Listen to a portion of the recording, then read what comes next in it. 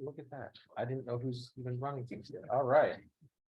Well, good evening, everyone. Welcome to tonight's finally hybrid meeting of the Oakland Mills Community Association Village Board.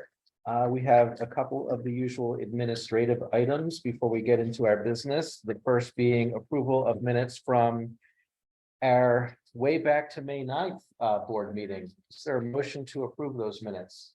Does anyone remember that meeting? Motion from Bill. I'll take that as a second from Rebecca. Any discussion? All right, all in favor of approving? 4-0-0.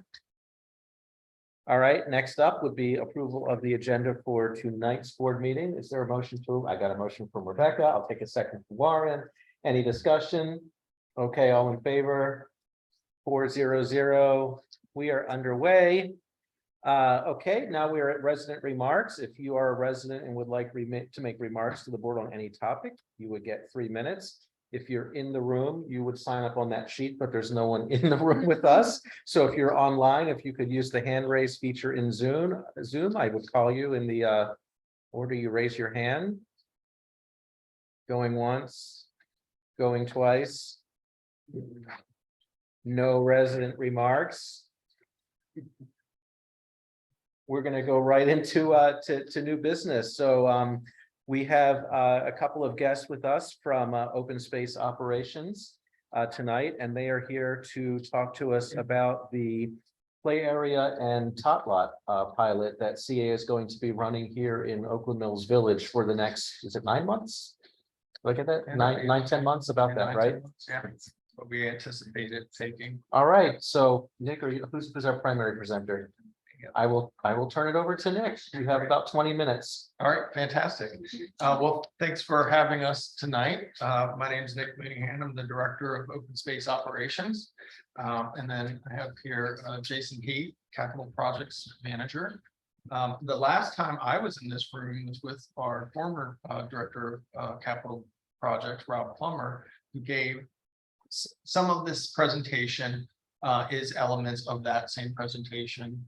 With some new information. So the purpose why we're here tonight is to give you some background information, how we got here, how we kind of started this conversation back in February of 2020, I think it was. Bill reminded me. And so then we had that pesky COVID thing, and here we are to kind of resume that conversation. So we want to discuss the tot lot pilot program that we're eager to get started, but then we also want to provide some background information on the just tot lots as a whole, the interim replacement strategy, and then some specific information related to the Oakland Mills tot lot system. Good. All right. Okay, great.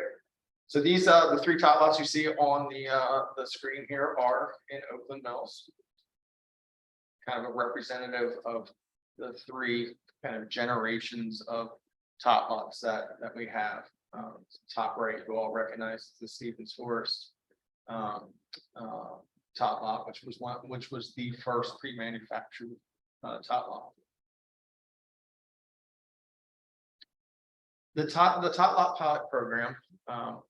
Oh boy, I forget the month, but the board passed a resolution. So I'd like to just CA board February of 2023, if I remember correctly. I think you're right, Bill. It was late February. Yep.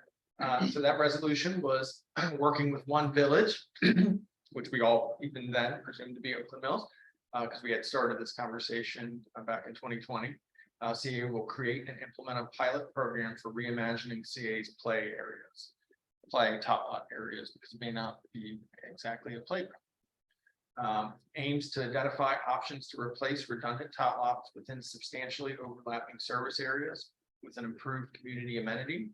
CA staff will use the lessons learned to inform the Columbia-wide play area program they want to take up in fiscal year 25. So next April. May. And then, the pilot program would provide recommendations to the CA board to inform that tot lot long-term strategy, replacement strategy.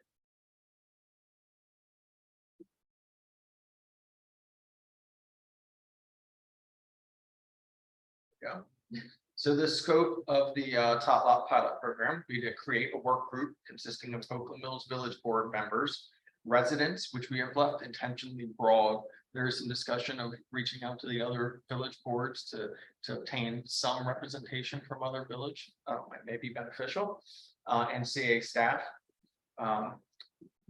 Some of these are, nothing here is in concrete, so a lot of it will be up to the work group to kind of work through some of these items. So it's fairly malleable, but we've thought a good approach would be to conduct an open space recreational area survey. We can utilize QR codes placed at strategic locations, not just at tot lots, but maybe at basketball courts and tennis courts, along the pathway, at the lakefronts even. Identify and evaluate overlapping service areas, site constraints and options. Of course, the fun part, researching the strategic options, right? Diving into that. Present the options with cost analysis and the impact to the replacement schedule. And then we wanted to make, within the scope of this pilot program, nothing will be built outside of the interim replacement plan. This is to inform that replacement strategy. So, we mentioned outside of the interim replacement plan because the board did approve the current interim replacement plan. So roughly $90,000 is the budget for that, and per playground, per tot lot. So now I'm going to dive into just the background information, how we got here. This is a mix of the presentation that we gave specifically to Oakland Mills in February 2020, and a couple iterations of the board presentation that I gave to two different boards. The information has changed and our approach has changed, and I'll key out those items when I come across them. So we want to cover kind of the historical perspective of the tot lots, the inventory, the distribution of the tot lots, existing conditions, ongoing operating and maintenance costs, long-term capital costs, consolidation criteria, and then the next steps. This was pulled right out of the Columbia archives. The tot lots in Columbia were originally intended to supplement the natural amenities of the open space by providing areas where concentrated play could take place, primarily geared towards preschoolers 2 to 5 years. From 67 to 74, 88 tot lots were constructed. At that time, it was nearly 4 times the average from other communities. So Columbia has always had more tot lots than any other community, which is fantastic. An additional 87 tot lots were constructed between 1975 and 2010. They initially ranged in size from 600 to 2,000 square feet. All of the tot lots now are over 2,000 square feet, and several things happened to cause that, namely the standards, the ASTM standards that we have to follow for safety. So you can't put different play structures right next to each other because of the swing path or fall zones, etc. So over the years, they've had to get bigger and bigger to accommodate the same amount of play structures and more play structures. The installation of what we had referred to as special tot lots, like the Stevens Forest Neighborhood Center playground, that was installed in 1996. So you see the longevity of the pre-manufactured steel and plastic units compared to the wooden units today. And then, of course, ADA accessibility and playgrounds geared towards a older age group, while still considering the play activities for preschool. So we've had some larger playgrounds for some time. And then tot lots serve an important role in attracting young families to Columbia and continue to serve an important role today. It's really a great amenity for the community. This slide's been updated from the board presentation to be Oakland Mills specific playgrounds. So the before is, this is the same playground, Jason? Correct. This is mirror light. Yeah, great. So this is what, sorry. This is mirror light before the replacement, and this is mirror light after the replacement. It's hard to tell here, but what replaced the sandbox was a cosmic warp structure, which is a 2 to 12-year-old climbing structure. And of course, back then, Columbia Association was the only game in town, and this is right in the Oakland Mills backyard, and it is the mega playground known as Blandare Park. It is quite the Yes. yeah. So we got some drone pics of it just to kind of show the scale. And then what's interesting about that park is it has 3 different areas. It's got the obstacle course, it's got the smaller, younger age group playground, and then it's got the massive section that you see here. And it has ADA playground too. It has a specific playground for people with disabilities too, right? Is that a 4th one? Yeah. Part of there- this? Yeah, that's right. Absolutely right. Yeah. And so then there's also 17 Howard County playgrounds in or adjacent to Columbia. And then, of course, there's the school playgrounds as well. Diving into Oakland Mills specific distribution of playgrounds and top lots. We do use that term interchangeably now. Top lots is very unique to Columbia, so we do use those terms interchangeably. There's 9 in Thunder Hill, 1 in Talbot Springs, 7 in Stevens Forest, for a total of 17 top lots in Oakland. Rebecca's counting. Yeah, I only know some of them. So there's 17 of them. The more densely populated we get, the fewer top lots we have. Here they are listed. The year that they were built, the year that they were replaced, and some have been replaced twice. And then I think we're all familiar with Castile Court, which was just really a crawl tube that was removed just several years ago. So what's important to note on this is the age. If you see a lot in replacement 1, even in replacement 2, and you're going back into the 90s, and you'll see some slides coming up that demonstrate why that's a real challenge. This is one of my favorite slides we've ever put together. I gotta admit, our GIS specialists did a fantastic job with this. And so an isochrone, it's basically identifies the service area of each top lot. Okay, so the red dots are the 17 Oakland Mills top lots. The blue areas all overlap one another. And on a screen closer up, you can see it almost acts as a heat map. So where you have a darker blue, you have a higher concentration of overlapping service areas. And what we've communicated as the service area is a 10-minute walk. That comes from national standards, National Parks and Recreation. It's the same standard that I communicated to this group back in 2020 and have repeated to the board several times. Is that about half a mile? What do you? Half a mile, yep, yep, about half a mile. Our GIS program makes sure that it only uses our pathways and roads safe for pedestrian use. So you'll see the isochrone does not go into 29. It only goes into across one set Little Patuxent Parkway where the tunnel is our pathway. Is that 175? Yes. The big orange blob in the middle is the represents the isochrone for Blandare Park. So you can see that almost takes up a third of Oakland Mills, which is really great that it's centrally located that way, that it can, that it is fairly within walking distance for a lot of Oakland Mills, certainly cycling as well. The purple shaded areas are other village top lots that are adjacent to Oakland Mills, because Oakland Mills isn't in a bubble. So you can see how dense the top lot distribution is in Owen Brown and how their isochrones push into Oakland Mills as well. So The yellow triangles are school triangles, and then the orange dots are the three Blandier Park areas.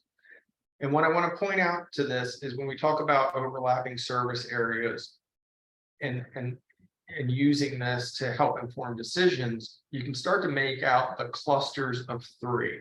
So you have this cluster, you have this cluster, you have this cluster, you have this cluster. You essentially have four clusters of three top lots that pretty much have the same service area. So that's where we really identify, that's what we mean when we say that we've identified duplications of service area that may provide an opportunity to reimagine what we do in that space. Okay. Any questions before I move on? So Nick, I worked with GIS for years. Oh. This is a very cool map. Oh, nice. I will have Russell Stone's our GIS specialist. I created the isochrones, but he's made them so much better. So much better. And he's our specialist. So And I only see 7 in Thunder Hill. You said there's 9. What am I missing?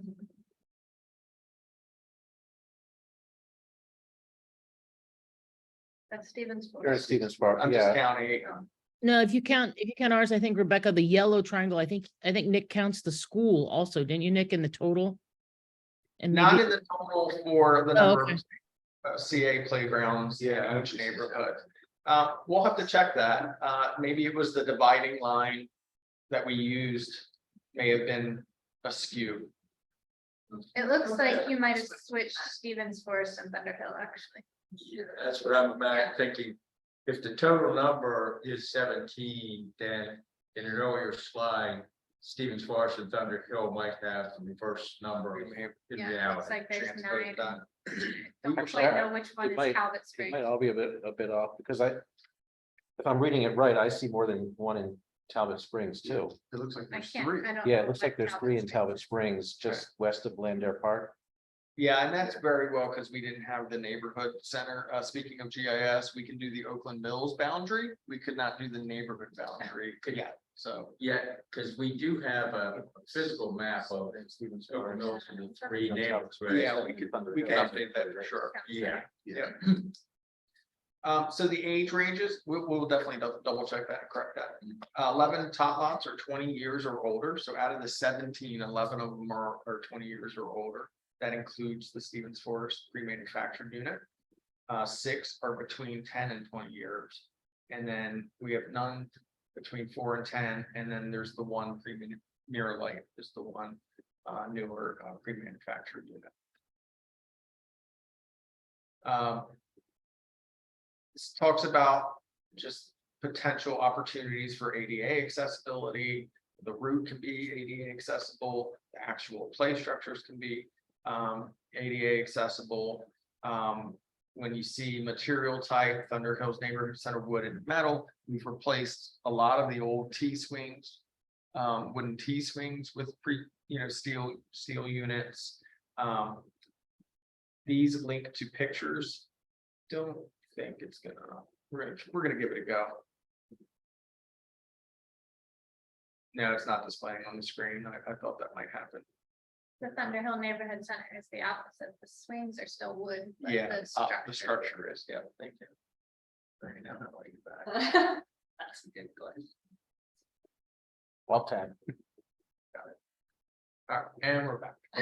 So we do have some really great photos of every single tot lot. We take them during our annual inspection, before and after renovations and replacement projects. The continuation. And so we have 170. It's 174. 174. There's a reason why that number is fuzzy, because there's the neighborhood center ones that aren't open to the public. So depending on which type of tot lots, but there's 174 in total in the system, and there are a lot of maintenance that involves weekly maintenance visits, trash collection, safety checks, redistributing the mulch, routine cleaning, minor repairs, mulch replacements. That's digging out all of the mulch surface 12 inches deep, replacing it, sometimes adding drainage. And our standard is to shoot for 25 sites per year. Quarterly inspections, and then our annual full structural inspections. And then, of course, that generates the annual repairs and greatly informs the replacement, which top lots are going to be replaced. Nick, I do before school care, after school care, sometimes down at Corporate Crossing Elementary. This time last year, they replaced their whole play area, and they used to have the mulch. They now have the rubber bed. Is that much more costly than mulch? Have you all can look at that at all? Yes, and we do have some. Okay, But okay. it's much more costly to install. More importantly, the longevity of it, where you're putting them in the site conditions that we're putting at them, elevated water tables. You know, the trees, a lot of our top lots are pocketed with full mature trees. So that has been problematic. The ones that we did have, we've since removed some because they failed fairly prematurely. Okay. Also probably ambiance of, when you're in a nature space, having the mulch, the wooden floors. Especially when Nature-y. Yeah, especially when we're replacing the wooden structure with metal out of necessity. Yeah, It does kind of help to add a natural element. We have our standard of care that we created.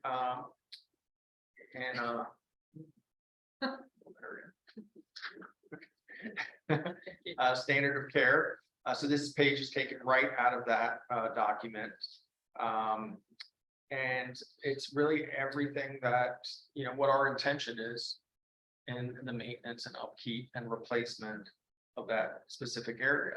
It's a large document. You can imagine all the different amenities that we have in open space, pathways, the plaza areas, the lakes, the artwork, statues, of course, playgrounds, tot lots. I won't go through all of it, but then resources on how we develop what informs our decision making around playgrounds, like the ASTM standards, Parks and Recreation certified playground inspectors, and so forth. It's kind of a guiding document. All in all, it takes close to $6,000 per tot lot per year for just the routine maintenance. Now, that doesn't seem like much until you multiply it by 174. So total cost is over $1 million to maintain it. And that is just for maintenance, and some repairs, but not major repairs. I think everybody here has heard us talk about why we've had to move towards the pre-manufactured steel and plastic structures. The wood preservatives that you're allowed to use for playgrounds are not as good as the preservatives of the past. And so we've had some top lots with the new wood treatments only last 5 years. So where you look at Stevens Forest, 1996, and we've had to replace some parts, but it's still there and is not on the replace soon list. The screwdriver, I made this joke back then when I first gave this. That's our high-tech rock finder screwdriver, and does a good job of finding rock. And of course, when that happens, it may look fine until you peel the mulch away, and then you're left with that, and you have no choice but to close that for safety reasons, obviously. A lot of times these things rot out from the inside out. So to the layman eye, it looks perfectly fine and safe, and people get upset when you close the top lot. You think, looks like their kid could safely play, but in reality, they can't. So the intermittent replacement strategy that was presented to the board, it's based on safety inspection, safety standards, and estimated repair costs. ADA accessibility and inclusive play are considered at the time of replacement. We standardize the play equipment for efficiency in space planning, purchasing, maintenance, and operations. all the wooden plate structures are being replaced when they're at their end of their useful life with pre-manufactured powder coated metal and plastic units such as the Rascal, Firefly. And we've since added a third fort option called the Cog Hill, which we have a slightly bigger fort option. And we have a picture of that coming up. Is powder coated that kind of rubbery material that gets painted over the metal or? Not really rubbery, it's just a really, I'm looking like, I mean, it's almost like the water bottle, honestly. It's a really hard paint. They bake it on. Okay. Yeah. Okay, It's just a really durable paint finish, okay. hard coating. The interim strategy maintains the intended age group of 2 to 5 year olds. Existing special top lots, so those are the larger already existing pre-manufactured metal and steel, plastic units like Dockside, Stevens Forest. When they're up for replacement, we would replace them with something in kind. So something as large as what you see there, and same materials. And then to serve a larger age group of 2 to 12 year olds, and then also incorporating additional play activities for 2 to 12 year olds when space, budget, and topography allows. So that's like the other elements, and we have some pictures, the other play structures. We tend to focus on just the fort, but there's a lot of other elements that make up our playground, and it's those other elements that sometimes make them a little unique than the top lot across the street. Sometimes in eye view of the next top lot. So this is the Rascal, that's what's at Mirror Lake. And there's actually 8 play structures. You can't see it real well on the picture, but there's kind of a climbing structure here. It is a smaller slide, but there's some play activities within the top deck there. This is the new fort option. We don't have one of these installed yet, but that's Cog Hill. So it's got a little crawl too. It's just something a little bit different. So, so we don't keep replicating the same top lot. During this, keep in mind, this is the interim replacement strategy. So when a top lot needs to be replaced now, it's a selection of these play structures. And these slides are the same slides as 98% of the slides that are existing at the top. They're not. We talked about the additional play activities. So you got the Cosmic Warp, which does appeal to some older kids. Of course, spring animals. Occasionally we still see adults on them. New, have added a standalone slide to have a little bigger of a slide, because that is one of the limitations of the smaller forts. So at least we can have a little bigger slide option. Seesaws, play panels. Anytime we pull out a sandbox, we want to put it in, replace it with something that's same age group, and we usually replace it with a play panel. What is that? I'm sorry. A play panel? Yeah. They're fun. It's like mouse things. Yeah, that's not a good image of one, but those things kind of rock back and forth through the thing. But there's wheels kids spin, Okay. tic-tac-toe, number mazes. There's all kind of different varieties of them. Okay, I thought it was something you climbed. Yeah, It's well, just- I'm sure they do that. They're geared more towards the 2-year-olds than the. Yeah. Gotcha. And then this rockscape arch, we don't have one of these, but we've looked at just wanting to, the board did ask us to consider some other elements that might appeal to a slightly larger age group, and trying to figure out what fits into the interim strategy and interim budget. So these should be coming to a playground near you at some point. And is that plastic or is that rubber? That is plastic, yeah. Okay. This is actually made out of concrete, made to look like a That's ball. neat. Yeah, Nice work on them. Yeah. and then of course, we have wooden poles with the metal bars out at several top lots now, but this would be, what we would typically replace those with. I think the brown and yellow is a good 1973 line. Yeah, and the colors, we do kind of have a color palette. that we No, use. go with it, go with it, I like it. Greens and oranges, CA colors, yes.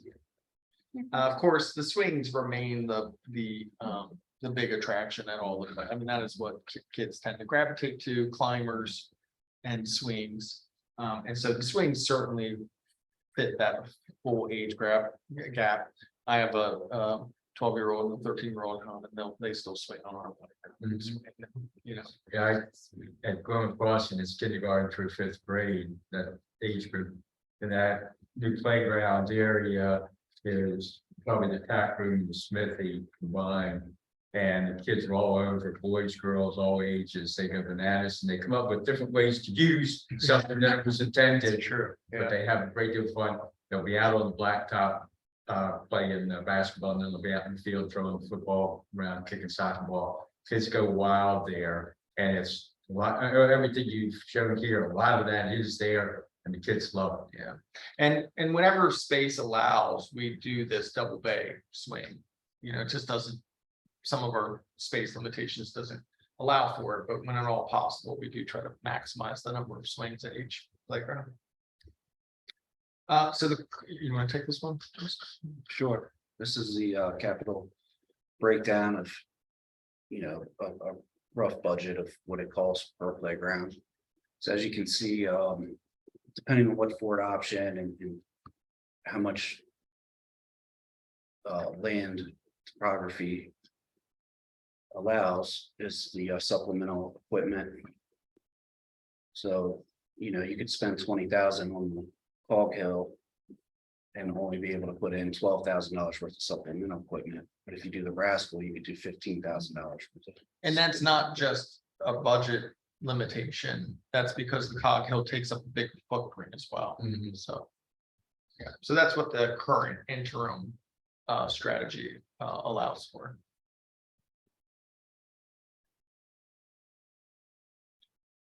This slide was originally intended to compare replacing the wooden tot lots in kind with wooden structures versus switching to pre-manufactured tot lots. And I won't go through it, but you can just see it would greatly impact the replacing with wood structure would greatly impact our ability to turn over the tot lots and replace them considerably.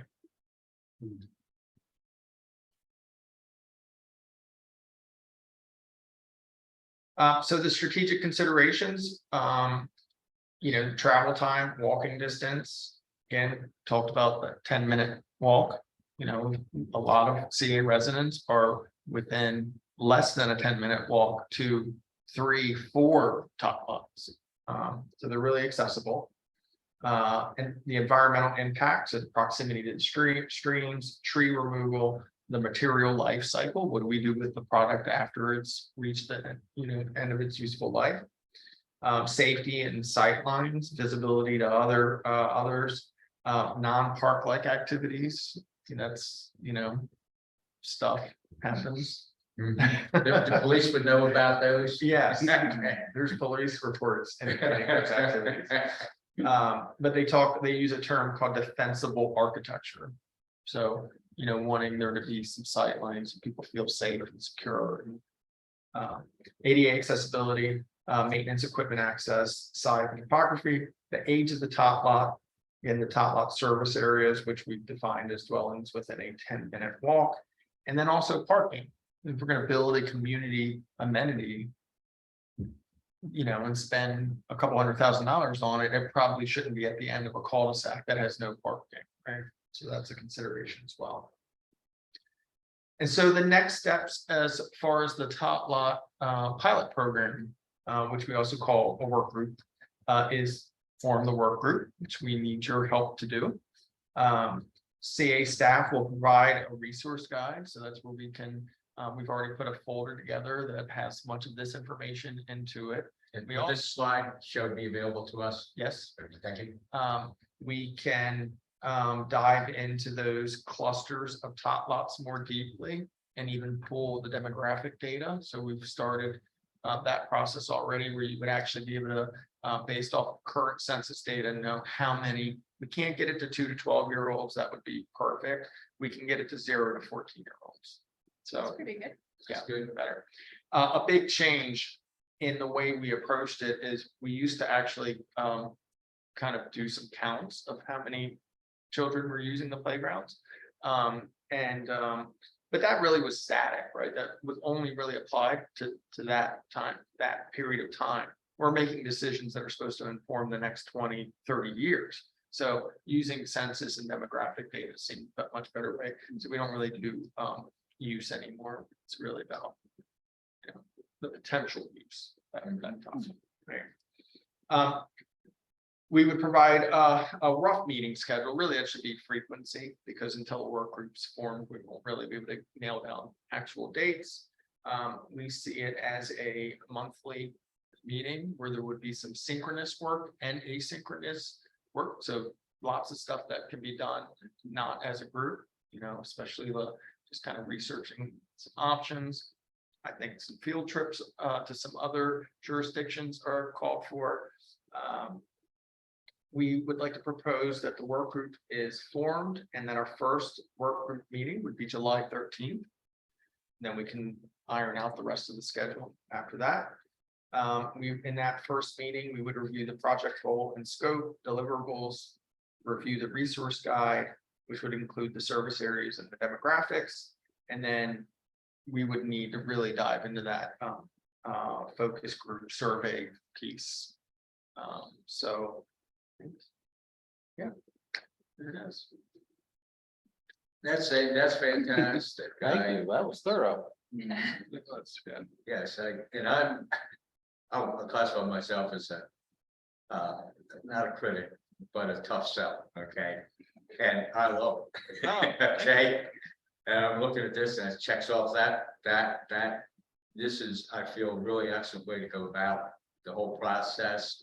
And as I'm watching, listening, I'm getting excited about this. I'm getting excited about it. Normally I'm pretty logical, but I'm getting emotional about this. This is fun. So excellent work, excellent work. Well, thank you, and we're excited about it too. So we've prepared a memo with the intention that you can take this. We can send a digital copy also, and that way you have all the information as you start to approach folks, you know, enlisting their service. So we thought that might be a good tool for you to have to. Yes, and other board members chime in.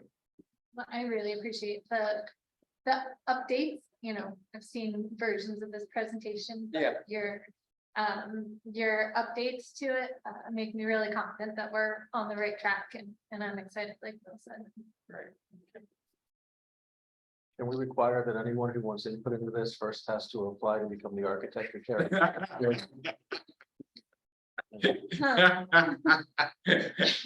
Amen, amen. No, this was excellent.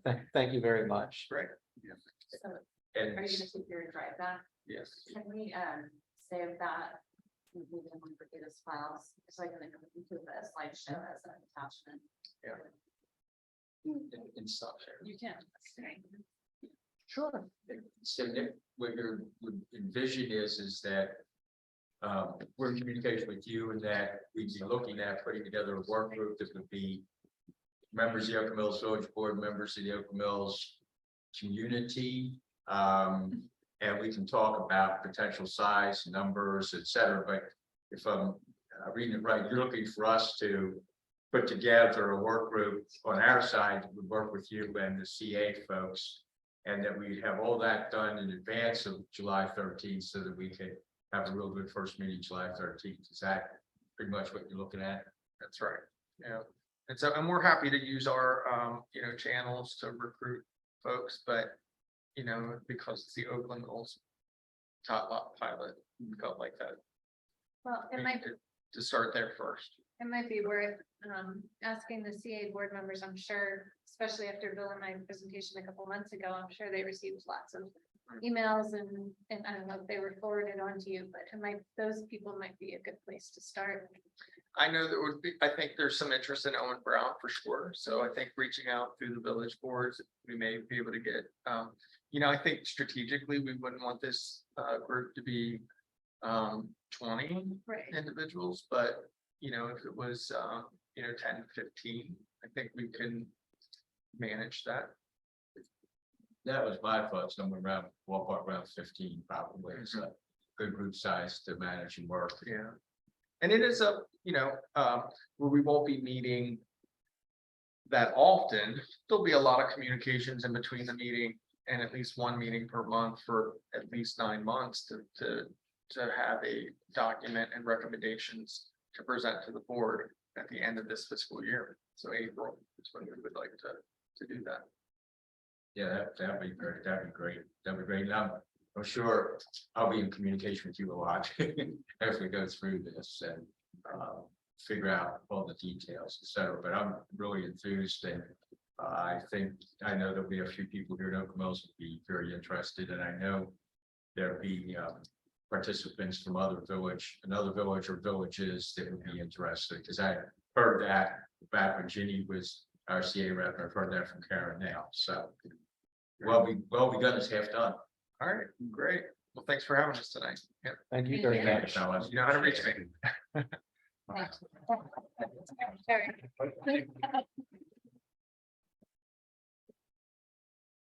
All right, let's go to some old business. Anyone remember old business? It's been so long since we've met. First item of old business, hopefully is an easy one. When we voted on our advisory committee chairs and co-chairs, we thought that perhaps Gary Whitty would not be able to serve as Bill's co-chair for open space. Turns out he is able to serve and he is interested. So he has requested that we consider him for the co-chairmanship of the Open Space Advisory Committee. So I'm just going to ask if there's a motion to add Gary as once again the co-chair with Bill to the Open Space Advisory Committee. I'll make that motion. Okay, and I have a second from Warren. Any discussion? As long as does the chair approve of sharing his? seat? Oh, absolutely. I'll go on record. Gary Whitty is fabulous to work with in so many ways, and I'm thrilled that he wants to be co-chair again. He keeps me on the straight and narrow. And Gary spends, I'm not sure if he sleeps. He probably spends about 99% of his time in open space, because anytime I'm out, I pass Gary on a path or somewhere. Yeah. How does Exactly. it feel about our? I'll talk to him about that. All right, all in favor? All right, 4-0-0 for Gary. Okay, update on the board seat vacancy. My gosh, we need an architecture chair, please. No, we've had a few people kind of kick the tires. The first person that contacted Brigida and me seemed really interested and really qualified to be the architecture chair, except it turned out he lives on an out parcel. So he can't be on the I got board. so excited, I sent it to John. John said, Brigida. I'm like, Brigida, check out that. I don't think that address works. So we had a couple of other people. I had someone contact me, again, sounded really interested. I wrote a nice email back telling him how wonderful we are and everything. Never heard from him again. No, So we have maybe a fourth or fifth person by now, who contacted Brigida and they exchanged emails and did not ghost. And hopefully this works. Brigida and I will meet them tomorrow via Zoom at 6:30, just to kind of give them an overview, make sure they're sure about this. And if everything looks good, then when we have our meeting 2 weeks from tonight, we would put them down as new business to basically meet the board and introduce themselves, so that the board can then can start considering whether this is someone that we want to appoint under our authority to appoint according to the bylaws around their vacancies. So that would at least get us up to a fifth member, which also would give us hopefully an architecture chair, but also more flexibility, because that would allow us to continue meeting if one person has to be out. Right now, basically all four of us need to be here for us to meet. So it's been, that's why we haven't met since early May. It's been a little rough. So hopefully that goes well tomorrow.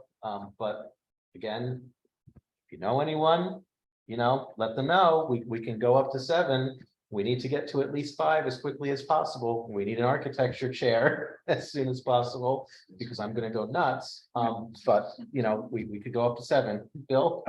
You right now are serving as architect chair, correct? Yes. Okay, May, June, July. If it isn't open, I'll do August, September, October. Oh, Bill.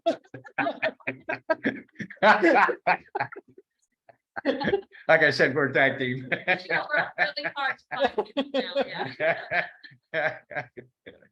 Now Bill's like, I don't care who this guy is. Approve him. I voted. In person, you can give each other advice. Yes. Yes. I would have run down to his house. That's my favorite stuff right there. I would have gone off camera. I would have gone sprinting to his house, and you would have seen me pop up on his camera.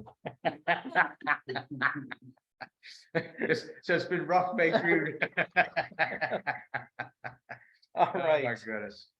So that concludes the old business for tonight. Board chair report. Several things on the board chair report.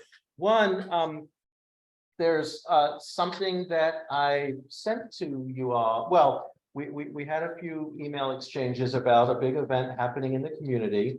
And then I sent you a potential proclamation last night that I didn't want to put as business because certain people read and, you know, would know exactly what's going on. So I'm going to ask, first of all, if you all know what I'm talking about, if you read your emails. Second, Yes. are you okay with that after Brigida fixed my editing mix up on that second line? Right, Yes. Yep. Okay, just one word. just one Yeah, word, one word. yes, just one word. Okay, so I have a plan for that. And I'll describe it to you after the meeting, but it hopefully it involves a little, yeah, a little additional surprise tomorrow. Yep. And for anyone watching, wondering what top secret thing we're doing, we're not spending the village's money on this little thing. We're not making any decisions that will affect the future of Oakland Mills. Trust me on this one. Okay. Yes, Yes. yes. Yes. I honestly can't remember. It's been so long since we had a meeting, whether we talked about this in open meeting or I just sent an email around to all of you. But did we talk about how the Board of Education voted to replace Oakland Mills Middle School rather than renovate it? We did talk, yeah. Yes. Okay, Yeah. okay, good. Yep. All right. Well, and I think since that time, the capital budget has passed, so like funding could start next fiscal year. And of course, then you just need to make sure that the funding continues to complete the project. Mhm. But I think I also sent you notional pictures of what it would be in email. That's not Exactly. final because that was all notional that they voted on. Mhm. All right, it's the growing season once again, although things have stopped growing since we're not getting any rain. So once again, we're starting to get complaints about the hill at Oakland Mills High School, leading down to Thunder Hill Road. It's been pretty clear that no one really wants to do anything about that, like no one who can, you know, the county or the school system. Our attempts to maybe get others to help out didn't quite work out because it didn't have the necessary level of environmental impact. Warren, all I can suggest is we talked about this once before. Maybe we take a ride out to River Hill, take a picture of the giant hill they have leading into their football stadium, which is nicely manicured and green, Mhm. and say, what's up? Not that our hill necessarily needs to be just mowed green space, but again, it could be attractively not mowed. Beyond that, I'm kind of out of ideas other than to tell all the Oakland Mills residents who don't like that, start writing your elected officials with the county and the Board of Education, because we've made multiple attempts, you know, including public-private partnerships to get something done, and everything so far has fallen through. Right. And my kids have had lacrosse practice there for the past several weeks, Mhm. and I do not have a problem with it. Apparently, I have a different aesthetic. It's, you know, it, maybe it's because of, we were in a little bit of a mini drought here or something. It doesn't seem to be as jungle-like as it was in previous years. And maybe the stilt grass just hasn't come in yet. That's the part I don't like. Like, if they're trying to do something environmentally friendly, then why are you letting these invasive plants grow there? And the Carrie stilt just- grass is coming, because I've seen it start popping up in other places, so it's coming. Meadow is a good excuse for doing things. Carrie informed me by text that today there was someone over in Thunder, what did she say, edging it? Well, that is something we got them to agree to. They agreed to cut wider edges at the bottom and the top. So Yeah. it's a narrower strip. Yeah. Jonathan, who are the key decision makers that we would need to deal with to get changes there on that hillside? So if I recall, it's a combination of the school system and the county. The county really wanted the school system to do something about the erosion on the hill. Because the erosion would come down the hill, cover the county sidewalk and into the county storm drains. Mhm. The school system really wanted to do something about the hill because they say it's, pretty dangerous for their crews to go out and mow that regularly because they're basically like on these mowers going sideways. Mhm, So mhm. that's a hazard. So I think they basically came together and agreed, oh, the county has a problem for this reason, the school system has a problem for that reason.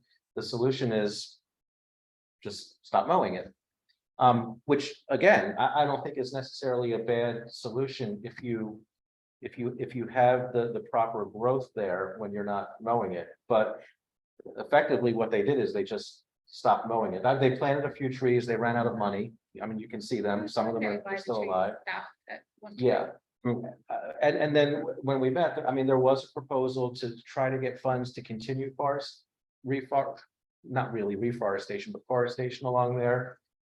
And we actually said no to that because there wasn't really an answer to what would happen once that tree canopy grows and then everything underneath dies, because then you just have a muddy slope. Mhm. And the other issue we had with that was we have pretty tall, mature oak trees, street trees along that side of Thunder Hill. And if you plant a bunch of trees on the other side of the sidewalk, you create kind of a dark cavern Mhm. along could there plant without small. decent sight lines. Yeah, crepe myrtles. Yeah. Mhm. So I mean, that's kind of where things got left. The only, the only concession we really got was that the school system did agree that they would narrow the band of unmowed by, taking another couple of swipes off the sidewalk at the bottom and taking another couple of swipes kind of outside the outfield fence from the baseball field at the top. I think that something far better than what's there can be done. It would be getting some professional probably to put together a plan that would look very good. You wouldn't mow it, probably ground covered, native species, etc. And low maintenance, long lasting look to it. And we need to come up with that to sell the county and the school Yeah. system on it. That's my opinion. Nothing will happen because they're both happy with the way it is now. We're the ones who feel complaints from the residents, and my opinion is it can look much better unmowed than it does today. It looks to me like it's neglected.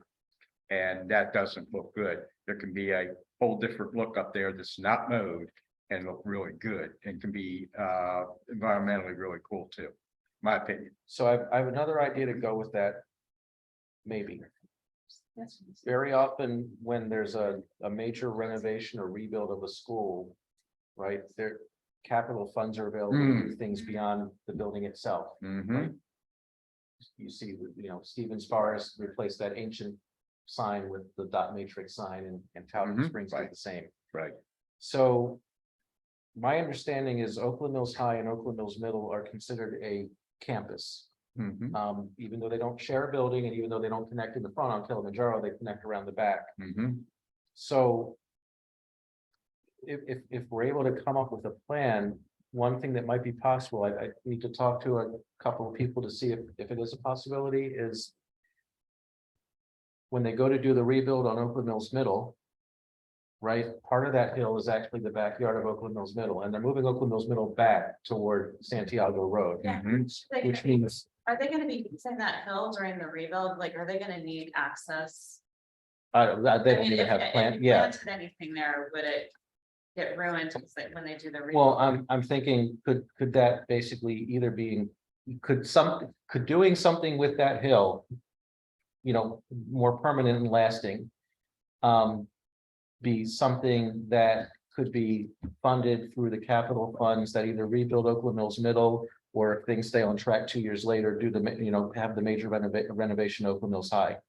because for example, if, runoff is an issue and if the safety of mowing on that hill is an issue. It could be terrorist. I mean, a lot of things Right. could happen if the Yeah. money is there. And Mhm. if the money is starting to flow into that campus to redo those buildings. I know from past experience, sometimes there's a little left here, there's a little left there, and other things can get done as well. Some stairs might be nice, so Yeah. kids don't have to make their dirt path. Yeah, Mhm. well, apparently the cross-country team likes that dirt path. That's part of their, Oh, Training, yeah. gotcha. Right, it's like You a could, requirement. you could build that into Yeah. the design of a new hillside, Yes. we okay? could, yeah. Yeah, absolutely. Terrace it So and you build that. mentioned having, coming up with a plan, professional, that's, I think, Billy. you said. Yeah, yes. Would that be something that we would pay for? Is that something that we would get the school to pay for, the Well, county? No, We're out of money, if you want me to, I can talk to a couple of people to see if that could be part of the. Part of the planning process and, designing the new, basically the new campus for the middle school or, I redesigning think the, that's the high probably a school when it gets its brilliant idea. renovation and its addition. I think that's a brilliant idea. Well, also, Amy and I both kind of came up with that at the same time, not that they would necessarily do it, but Howard County Eco Works often goes and looks at various sites to see, I mean, what they could do environmentally, whether it, if that's a thing with erosion, it might be a good opportunity for them to look at and not necessarily do it, but perhaps give us some ideas Yeah. as to, what might work there. Yeah. Wasn't Megan pursuing, Cole, wasn't she pursuing, getting the storm water people? Yeah, and that was the one where they determined there wasn't enough environmental benefit to that Gotcha. relative to other projects they could be doing, so they. They said it was out of their scope. Or it's not, Something. yeah. Not enough of a watershed project.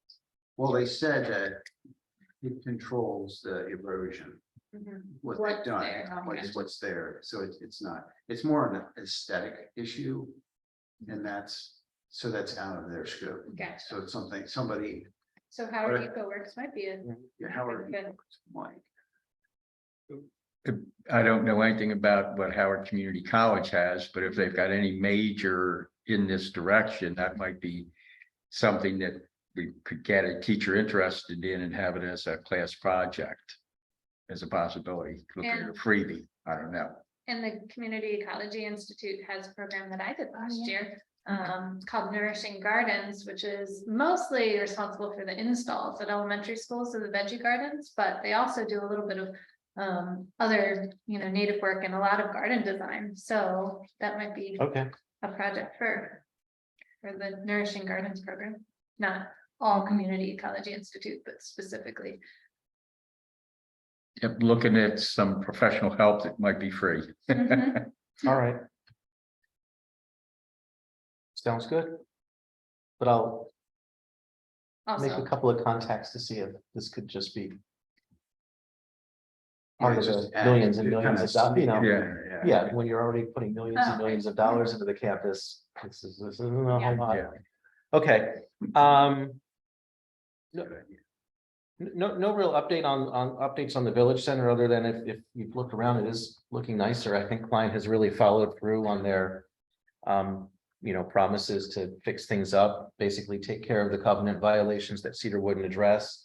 The Second Chance building looks much better. It does. And apparently someone may be interested, although we don't have any details. We just kind of got copied on an email and. It was one of those, who do we contact type things, so who knows, maybe, in fact, we haven't really even gotten an update from Klein about what happened with their assessment on that building and whether they think it's salvageable or needs to come down, but given the fact that they cleaned it up and it's still standing and they haven't come to us with a plan to knock it down and replace it, and someone's interested and they're talking to that someone, maybe the assessment turned out a little bit better than they thought it would, because when Sandy and I met with Devlin, he said, we're gonna give it a serious assessment, but my gosh, that place is in bad shape, but maybe its bones were good. I don't know, but we'll see what we can find out, because it's been a while since we've heard anything on that. It is pretty hard to believe, but Mhm. hey, this place is still standing. as we hear a giant crack above us or something. No. The other thing, Brigitte sent us an email like at the very beginning of the board year about how I guess the police community program was quietly disbanded and the officers were dispersed. And I had sent a reply back saying, hey, do you think we should say something about that trailer sitting in the village center? If we don't even have community police. Mhm. I've heard mixed feedback. Some people say, well, it's good to have because even if no one's there, people think there's a police presence. And I've heard other people say, it makes our village center look bad to have a police trailer sitting right in the parking lot on a CA lot. I have heard that the not having the community police is only a temporary. That they're Okay. planning on bringing it back, but they were short on officers, so they had to place them elsewhere. Oh, But okay. that's what I heard. I have seen officers going in there. Well, they Still do work use on it for like paperwork and stuff, but there's no like community police presence right now. For example, it used to be we could go to our community officer with an issue and he would work that or connect with the right people. Now it's basically call the non-emergency number and let them know what your problem is. Mhm. So could you like maybe see if you can get a confirmed timeline or something, or if I need to Well, I'll write tell to you someone, I that will. tomorrow I have a village managers meeting and we were talking about it at the Okay. last one. So I'll ask if anybody has an update, and if they don't, I'll follow. All up right, and see. thanks. All right, and that's everything unless anyone had any questions for me, Bill? Anything on the 7-Eleven? Since the planning board did their thing, no, I haven't heard any updates since No, then. it goes but, I to mean, the it zoning goes board, to but zoning. they don't, Karina and I looked it up. There wasn't any regularity, and I may be incorrect, but based on what they had on their calendar, so we've been looking to see when it will appear on the calendar. So I feel like they meet on an as needed basis, so Okay, thank you. It would be nice if someone would mow there. yes, which I did speak to Karina about, and she Okay. was gonna follow up on. Okay, yes. good. All right, How about what is it, Little Caesars? The pizza place? There's new signs. yeah, they're moving the Long Reach last That's what I summer. heard last summer. Yeah. That's what I heard. I don't, well, actually, I noticed that now they have Yeah, the yeah. old moving the Long Reach sign up, but someone maybe used magic marker or something and wrote June. And I don't know if that's a joke or they're really leaving within the next 2 weeks. but I guess, well, yeah, there's no year. It's just June. So I guess on July 1st, we'll go over there and see if they're still open. I don't know. Wow. Okay. Yeah. All right. Hi, Karen. Time for the CCR report. Hang on, you guys, I was trying to turn on my video. Hello, thank you for still doing some virtual, Jonathan. I'm in New Jersey this weekend next, so I really appreciate it. No problem. So I was trying to think back to when we last had a meeting and what was my last update. But I think that I'll just hit the high points for you guys and then let you folks ask some questions about what's coming up. We've approved agendas through July 27th. And one of the big things that I think happened last week was Greg Fitchett came and did a presentation for the board. It was going to be about the library, but he ended up doing an entire presentation about the whole development of the downtown area and what they have planned.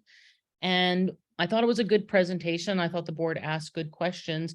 It's out on the YouTube channel. If anybody wants to watch his presentation, I think it's pretty interesting. If anybody hasn't, wants kind of a really detailed presentation on what's coming and what's already there.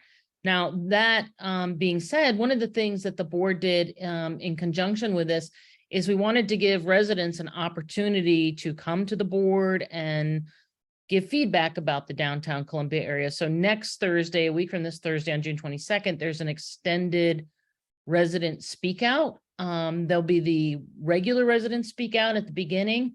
And then we'll move into the extended resident speak out where the topic will be specifically about downtown Columbia. So I'm hoping that the residents of Oakland Mills take the opportunity to come and give their feedback.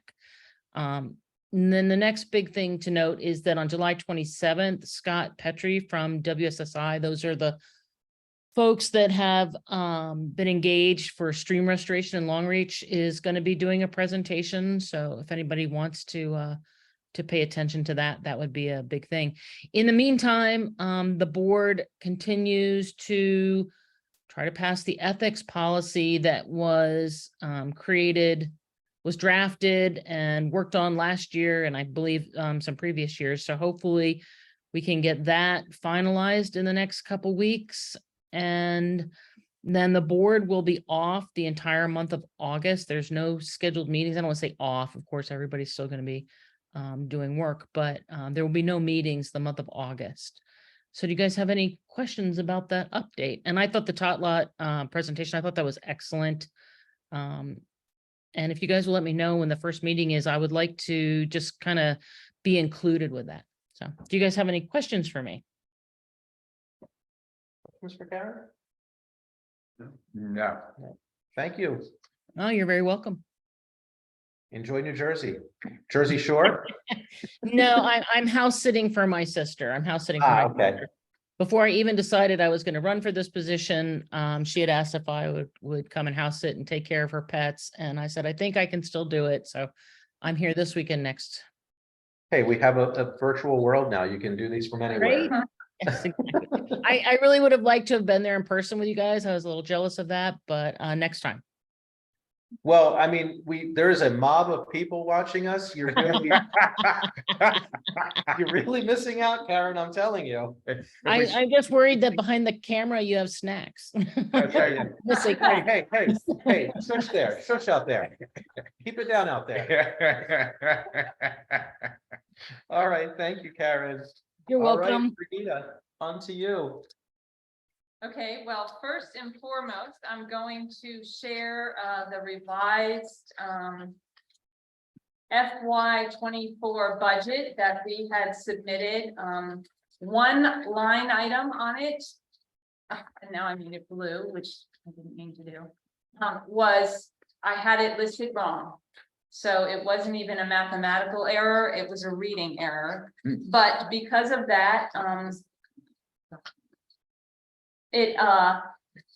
I need to have a revote and then I have to resend it to CA. So I am asking if you would motion and vote on the revised budget with the revision on line 1C of revenues. All right, is there a motion to approve the revised fiscal 24 budget? I have a motion from Rebecca, a second from Bill. Any further discussion? All in favor? 1, 2, 3, 4, 0, 0. Okay, I thought it was pretty good for the first budget, only having one error. Hey. I did pat myself on the back, so that was pretty good. And then the next thing is the FY 23 fourth quarter financials. Charlotte and Debbie helped me to complete them last week. And I have them for you to review. I'm not sharing it, you're right. I'm here.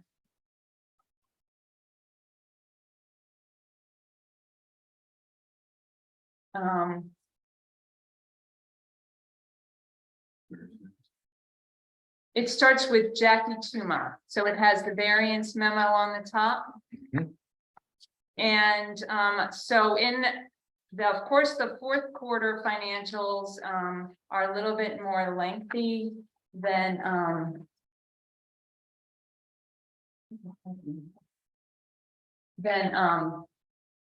the other quarters, because they break down everything that we have spent, how we did on our whole budget as far as our estimated budget and our actual budget. And because of some of our high fees, we do not need to give any money back to CA this year. So I'm kind of scrolling through a little bit quick. Apologize for those who are watching. Just so you get an idea of what's presented. And you'll note on the pages of the budget that it requires comments for some of the line items, and For the revenue, it's a good thing. We had quite a high number, and based on what the FY 23 budget was, trying to get back there. We had quite a variance, which was all positive. As far as in the expenses, we did have a higher fees, and that was due to some legal fees that were incurred. For advertising, and looking at it, our wedding website has increased quite dramatically. Ashley and I have actually, along with Charlotte, have a scheduled call-in to find out why it's so expensive, and if perhaps we need all that they're offering, because that is a lot of money to pay for a website when we also have our website. So we're going to do a little research into that. Ashley's already started for Wiz. No, this would be through Wedding Wire. Yeah. And then other printing, that was for the election newsletter and mailing. That is why that was on that line item, and that's why that was higher. Did we pay for that, or didn't we go through that company? We did go through that, but a couple of things. One, we go with other villages who do online, so it's like a whole contract. We do it with all the villages. But then for the mailing itself, they did quote us a price, but some of the price, it didn't include some of the additionals, like the additional ballots mailed.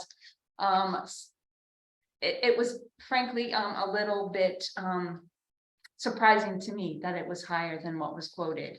And some of it, they did, like at first, they had told us they wouldn't charge for color, and then they indicated they would. And I said, oh, well, actually, I have a memo saying you didn't. So I did question the additional charges, but that is in fact what it ended up being. So thoughts for next year. And then, of course, we had budgeted for furniture and equipment, but because we didn't really have any extra money, we didn't buy anything new, really. So we overestimated on what we would spend. And then, of course, the depreciation was still underestimated due to the purchases that were made in the FY 22 fourth quarter.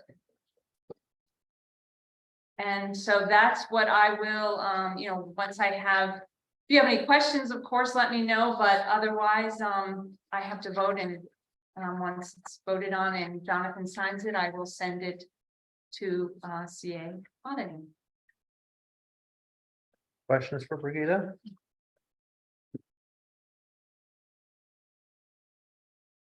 The legal fees is not on our agenda. It's a closed discussion. Does that mean there's nothing to discuss there? No, I mean, we already paid, they were last year. We discussed Oh, those, right, yeah. right, but. I mean, we can discuss them. I mean, that case is on the record now. We can discuss the case in open meeting, and the amount of the fees is public too. But further action on that. Remember, we had. That would be. Oh, that yeah. will be closed, yes, Okay. yes. But And I there's need nothing to discuss. there's nothing Otherwise, to we this, would yeah, want to. I need to make a phone call. There's nothing to discuss right now. Gotcha. Yeah. I was wondering the same thing. Mhm. Yeah. Sorry, now I get what you're talking Okay. about. It is a lot. I do Yeah. understand. I'm gonna have some other commentary on that in the architecture report, because. Oh.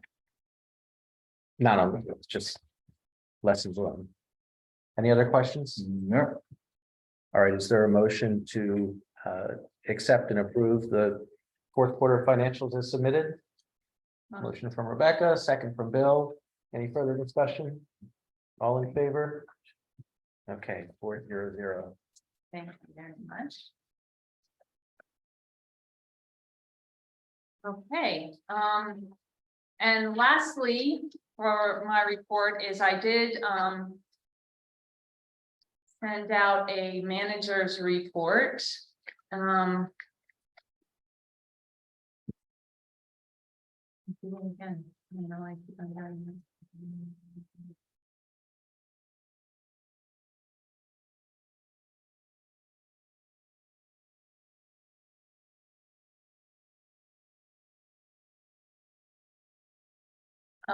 So we just had a second Jazz in the Mills concert. And it was very well attended. Lavinia said it went very well, and we are definitely getting a lot of new people with the Eventbrite. Lavinia has decided that all tickets will be in advance and no tickets will be sold at the door. And she has stopped doing will call. It just makes her life easier when she's starting the event on that day. Amy has been working furiously on entertainment for the festival as well as for Lively Arts, and she may have a really big surprise for the next one that she's working on, which I'm really excited. So we'll hopefully keep our fingers crossed. Of course, we have our community pool party, which will be August 7th.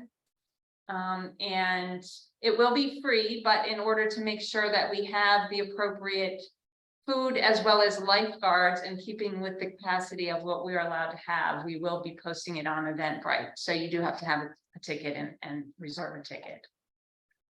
We already went over the budget stuff. I did want to say a special thank you to Nancy Thompson, who from Oakland Mills, as well as from me personally. She personally introduced me to Blessings in a Backpack, which I in turn started a program in Cradle Rock. So I will always be thankful for her for that, and for all that she's done for Oakland Mills and Talbot Springs and Stevens Forest.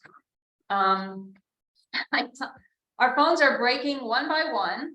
So we will be looking, I've contacted a couple of vendors, asked the other village managers what they have. We'll be getting some new phones. So that's my task for the next few weeks. You all received the invitation for the staff board picnic. So we are finishing up with that. Ashley has agreed to take the lead on Prepare for Success. She had never heard of the program before, and she thought it was very, very cool and is very excited. So that will start after the 4th of July. Rentals are a little slower, but I'm not concerned because it tends to ebb and flow, and probably we'll get a whole September and October are completely full. So, and then I wanted to say that I participated in my first simulated congressional hearing as a judge, and I loved every minute of it, and I will absolutely be doing it again next year. It was a beautiful day, and one of those days that just provides you with that renewal of hope and happiness. So I enjoyed it. I did it at Talbot Springs, and it was great. So, and lastly, I have a lot of things. Amy and myself and Jonathan, Amy in particular, has been working on a survey to begin our process of redoing our website for Oakland Mills. And so we're kind of in the very beginning stages, but that's another summer project that Amy will be doing the bulk of, but certainly myself and the input that we're hoping to receive will also. I'll probably send it to you all first before I send it out to you. Yes. So I think that's everything. And I've always thank you to everybody, all the staff. It's been great. Everything's been going very well. So. All right, thank you. All right, committee reports, Architecture Committee. I guess that's me. For a while. There have been a lot of there's been a lot of activity at the RAC meeting. There's a lot going on in Oakland Mills in terms of improvements to properties, which is a good thing. There've been a couple of issues that Brigitte and I have been trying to work with Mike and the RAC to resolve. And that actually led to a meeting among Brigitte, Mike, David Smith, the RAC chair, and myself. What was that, 2 weeks ago, Brigitte? It was just last week. That's No, there was one on Friday, then there was the one last week, or were they both last week? Were they both last week? Whatever they were. There was one during the day, and then we invited the RAC to have a meeting with Brigitte and me one night last week. I'm losing all track of time. I was telling Rebecca earlier that at work yesterday, being Monday at 12:30, I told my boss that I had a meeting earlier in the week that was 2 hours prior. You're right. So I've lost all track of time. I think the architecture chair is getting to you, Jonathan. So, so we're looking at, and Brigitte, that as we were having the appeals hearings, there were RAC emails going back and forth. I don't know if you saw them, so I don't know if everyone on the RAC is on board. We've had some discussion about making some revisions to the application form that I personally feel puts us in a better position with our residents. Mhm. Getting proper signatures on the form has been an issue that's come up a few times. For a while, the RAC was tabling forms that didn't have the signatures. There's actually a CA opinion going back to Sherry Faneroff, the former chief counsel for CA, that said villages can't really require neighbors' signatures on the form, because that basically then gives the neighbors the power to refuse an alteration. And really the only people who can refuse the alteration are the architecture chair and then the board on an appeal. So I know not everyone on the RAC agrees with this, but you know, the sentiment seems to be, well, we need to modify that form and, you know, make the signatures encouraged, but we really can't have the RAC tabling applications, or even maybe ultimately denying if they're getting to the end of their 60-day window for lack of signatures. I thought the form just says that it's just to make them aware. It's to make them aware, but the problem was that without the signatures, the RAC was tabling applications or going back to the residents and saying, well, if you go get these signatures, then you know the recommendation for approval can go through, which effectively could empower residents to deny alterations before they even get to the AC or the board. I'm crafty neighbor and you don't want me to plant the tree in my yard. Just go to the guy next to him. Yeah, well, true. I'm True. sorry, There was also an issue at a recent RAC meeting where the RAC and a resident kind of got into it because the resident had 2 signatures on the form, but they were 2 signatures from 2 different people at the same address. Well, actually, all it says is 2 residents. It does not say 2 resident. So it feels to me as if it's causing too many problems. And we've already seen what it costs us when we get sued when we're in the right. Imagine if we get sued and lose one, right? Yeah. We don't have CA providing legal counsel unless it's a violation. When it's the alteration process, you know, the legal, at least right now, is all on us. Although Karen, maybe that's something we need to talk a little bit about someday, because Oakland Mills took a serious hit, basically defending the covenants for Columbia. And if that happens a few more times, Oakland Mills will not continue to be a viable enterprise anymore. So Hey, we're looking. at Jonathan, provisions wanna- around- can you send me an email or forward me the information about that and I can Yeah, just. maybe when you're free or when you're back, we can just sit down and talk about it. Absolutely. It's a long story. Mhm. Okay. The other issue, and you actually heard a bit about this tonight, is the requirement of trees in the front yard. Well, actually, if you look at our architecture guidelines as written, we require the 1 tree in the front yard on townhomes. The RAC has been putting in stipulations on single family homes as well. When in reality, it's the number of trees, not the location. And there's even some debate going on over email about, well, maybe, you know, so we decided at that meeting, okay, well, then we're not going to do the front yard thing on a non-townhome. And Brigitte, you'll see there's email traffic now. Well, wait a minute, you know, do we really want to do that? Now, I firmly believe that until we change our guidelines, because we really can't change the covenant, so it's really the guidelines.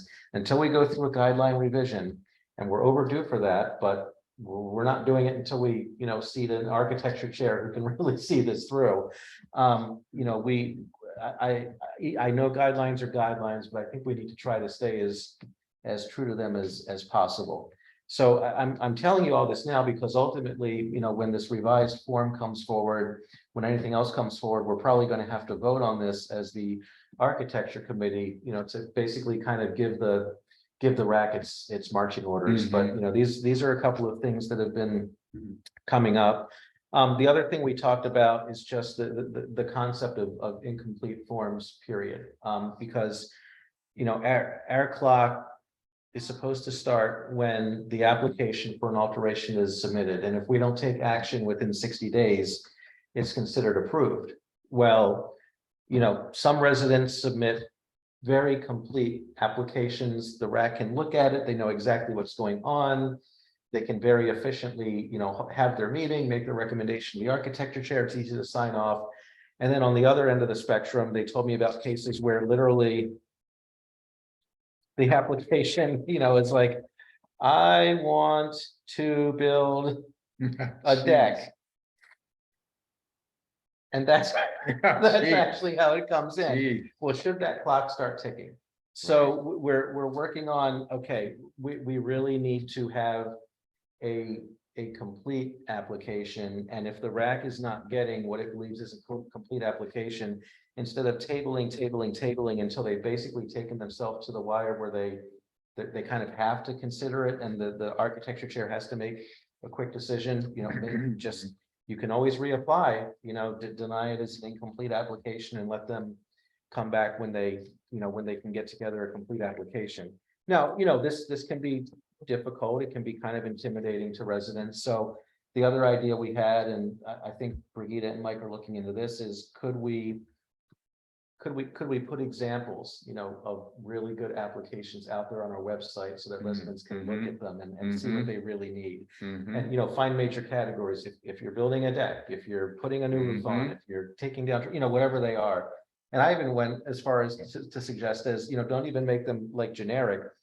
Like if we have residents in front of us that we approve and we tell them you have just a top-notch, 100% great application, we didn't even need to ask you a question.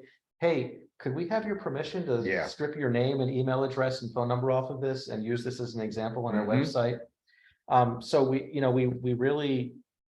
we're really looking for ways to make this process more efficient all around, but also make the best possible use of not just the RAC's time, but also the residents' time. Because what happens sometimes is you do have residents with these perfect applications and they're waiting their turn in the RAC meeting while the RAC is working with someone who has a much less than perfect application, and they're waiting and waiting and waiting.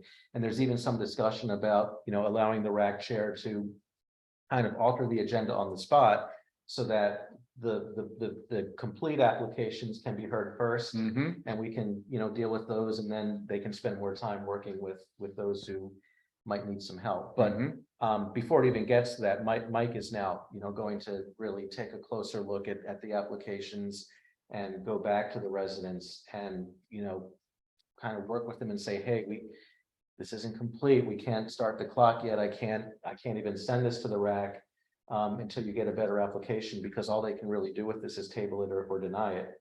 Because once the clock starts, they're gonna have to do something. They can't wait on it. They can't table it forever.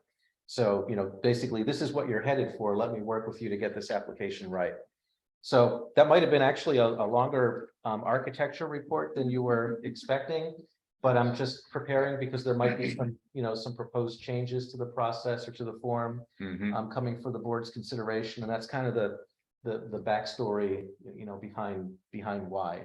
Do you think that we could use do you want to help rewrite the covenant guidelines as the sale? Oh, for- enticing. Yeah. Oh, sure, Because please. people Yes, feel anything. strongly Yeah. about that. Yeah. Yeah. I think we can use, yeah. Absolutely. Other than that, any architecture question? Questions? All right. Then I think we go to the bulletin board. Amy, got anything? No, All right. Brigitte? I don't think so, no. All right. Phil? Nope. Rebecca? Warren and I have been gearing up with Bike Coco for the 4th of July Bike Corral, which is coming soon. And we're having a little issue with pinning down a final location. Nick, we've been talking to Nick regularly. He's been great helping out with that.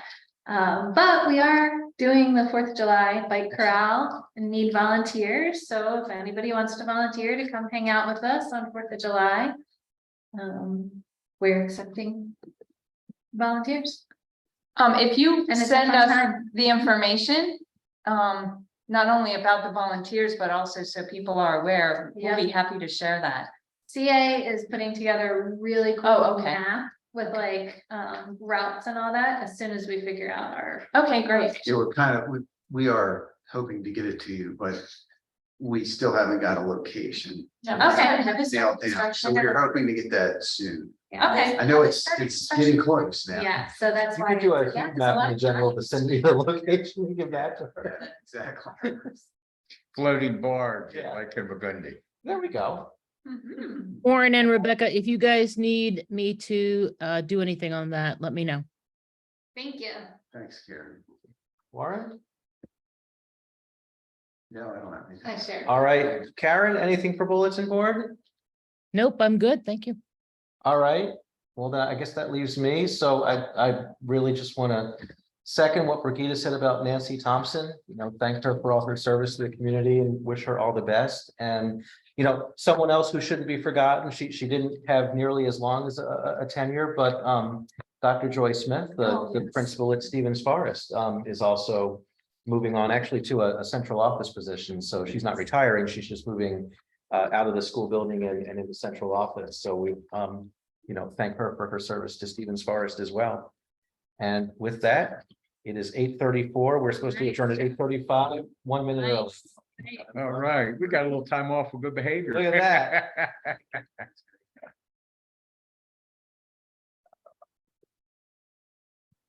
Yeah, I'll give you a call.